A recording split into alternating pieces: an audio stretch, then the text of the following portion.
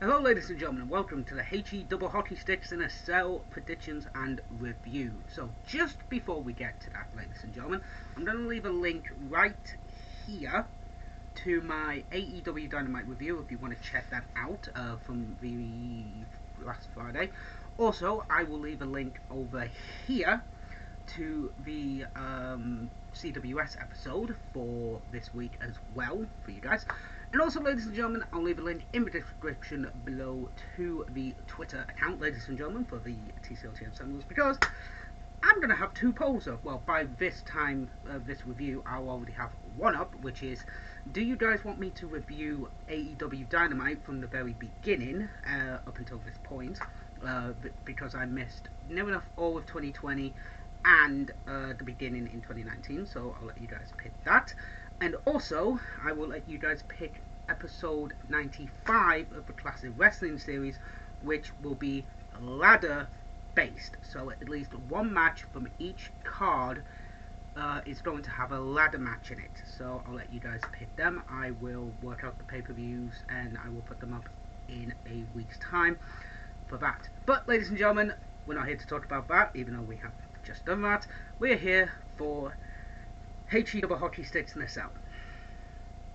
I gotta admit, I'm not looking forward to this pay-per-view. There's only two matches that, me personally, I care about. It's Bianca Belair versus Bayley for the SmackDown Women's Championship, and it's Drew versus Bobby, also inside the HE Double Hockey Sticks in a Cell for the WWE Championship. So, hooray. Everything else is just throwaway to me personally. Seth Rollins versus Cesaro, we saw that at Mania. I'm picking Cesaro, Seth Rollins for that one. Sami Zayn versus Kevin Owens, we've seen that at Mania. I'm picking Sami Zayn. Alexa Bliss versus Shayna Baszler, I really do not care about this match. I think this match is just going to be a four-way, possibly to have someone debut maybe just before Money in the Bank, which is next month or whatever. I'm not a massive fan of it, but I'm going to pick Alexa Bliss. Obviously, the match I've just talked about, Bianca Belair versus Bayley. I'm going to pick Bianca Belair for this one. Rhea Ripley versus Charlotte. They're going to go for Charlotte Flair, but I'm picking Rhea to win that one. And Drew versus Bobby. I mean, it's last chance for Drew, and I really want Drew to win, so then they can go into Money in the Bank with fans back. I'm going to go for Drew. And also, ladies and gentlemen, we've got a pre-show match. It's Natalya versus Mandy Rose. So let's watch that, ladies and gentlemen, and I will be back in just a moment.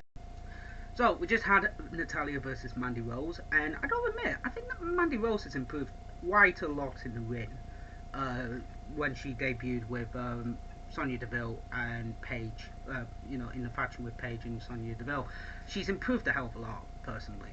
This was an okay match. It wasn't anything special, I'm not going to lie, guys. It wasn't exactly a special matchup. It's a pre-show match, for fuck's sake. But it was entertaining. It was entertaining for what it needed to do. But Natalya winning with a sharpshooter, I mean, if they wouldn't have built this feud over the women's tag team belts, then I would have had Mandy win, personally. But Natalya wins. I have one on the scoreboard, just so you guys can see. Those are my predictions. And there's the Natalya match. So, let's kick things off with, I believe they said that it's going to be Bianca Belair and Bayley inside Hell in a Cell to kick things off. So, let's do this. So, we just had our first matchup, which is Bianca Belair versus Bayley for the SmackDown Women's Championship. I gotta admit, I wasn't into the match at first. I thought it was getting to be a bit slow at first, but then by the end of it, they actually really got me. I didn't like Bianca Belair and Bayley using the hair. I mean, yeah, I know it was played into the finish at the last pay-per-view. Wasn't a fan of it when Bayley tied it to the ropes. I thought it was a bit too much. Well, at the beginning that was decent to a point. Then to the chair, wasn't really needed. And then when Bayley had a wrist tied with when Bianca tied Bayley's wrist to her hair, wasn't really needed. I thought that was a bit too much personally. But again, this was a good opener. I mean, the double kendo stick spot where they just duct taped two kendo sticks together. thought that was intriguing, thought that worked. The KOD onto the ladder, that was beautifully done. But there were a couple of moments where it did look like Bianca and Bayley just didn't click very well with me personally. But it was a good show. I don't admit it was a good opener, and bar the few things I've said, it was a good matchup. I have to admit that one. Just want to say as well that it's Money in the Bank where fans are coming back, not SummerSlam. I thought it was SummerSlam, not Money in the Bank. So yeah, I mean, good old, it was an okay opener. Hopefully it's good, and I believe that's 2-0 to me so far because I predicted Bianca to in that match, and I believe I did, and I did. Yeah, so far 2-0 to me, ladies and gentlemen. Loving it so far. So 2-0. I'll just show you. There we go. So, let's get to our next matchup, shall we? I think we shall. So, we just quickly had Bobby, MVP, and the Almighty Girls, whatever they're called. I'm not entirely sure what they're called. Bobby Lashley, girls with Bobby Lashley, ladies, or whatever they're called. Basically just been like, getting the zone and all that, yay. And then we had Alexa Bliss.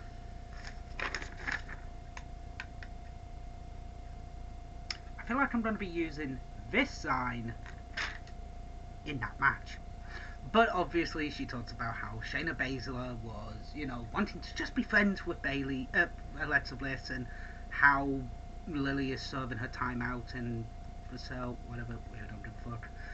And then she says, you never know what or who might show up. I'm more fucking terrified now. Let's just get to Seth Rollins versus Cesaro, because at least I know this match is going to be fucking good. So, we just had Seth Rollins versus Cesaro in another good matchup. I enjoyed this one. This one, obviously Seth Rollins and Cesaro was going to be a good match, and this was good. It was entertaining. They told the story about the shoulder, and, Cesaro's selling's bloody brilliant, and, the end of it, Cesaro doesn't get the win. Seth gets the win with a roll-up, but it tells the story. At the end of the day, it was just a fluke win.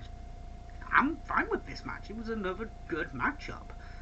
Not their best one. I believe their match at Mania was better in my opinion, but this was still a good matchup. And so far, I'm 3 for 3, ladies and gentlemen. I don't know if I've got every single one of them right. Come on. There you go. Got every single one of them right so far. Why do I get the feeling it's going to go downhill from here? So, yeah, my luck. Anyway, let's find out our next matchup.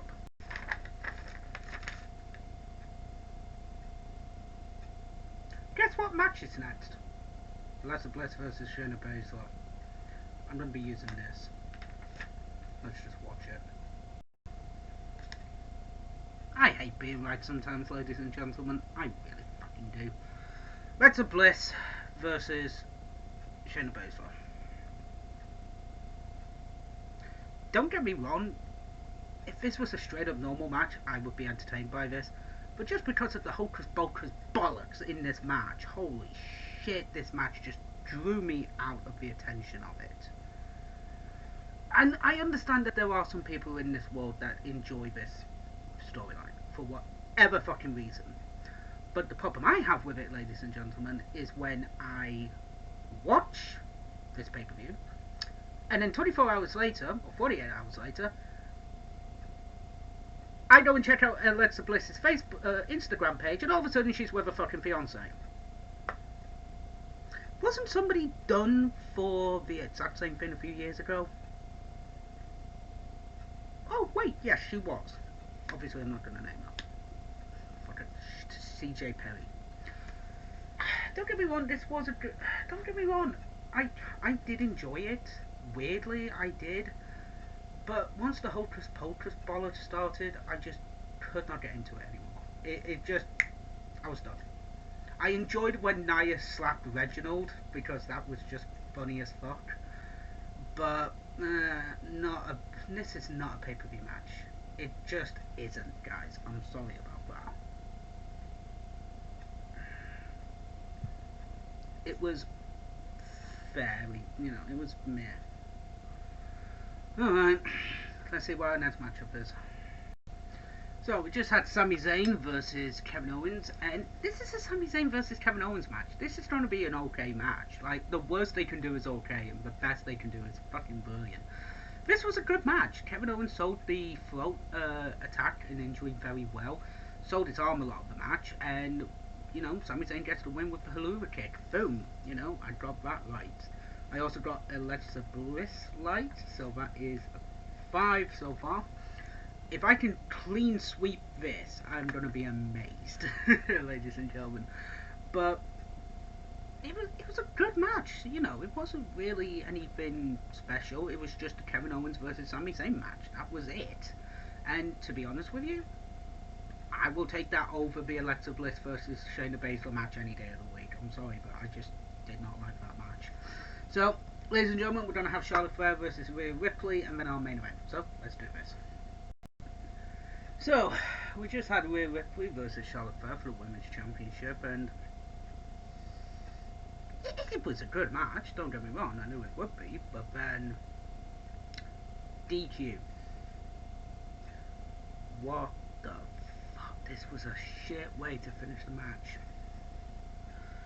Why not just have Rhea Ripley hit the riptide on Charlotte and have her foot on the ropes and the referee gets the pin off? Why is it a DQ? I don't get it. It was actually a really good match. I actually preferred it over the first match until the finish. At least in the SmackDown Women's Title match, it was a legit pinfall win. But no, wasn't a fan of it. A fan of it until the DQ finish, and then it just sucked me out of it completely. I mean, it was a good matchup. Still. So, technically speaking, Charlotte wins the match, but Rhea retains the title. So, we'll call it a half point.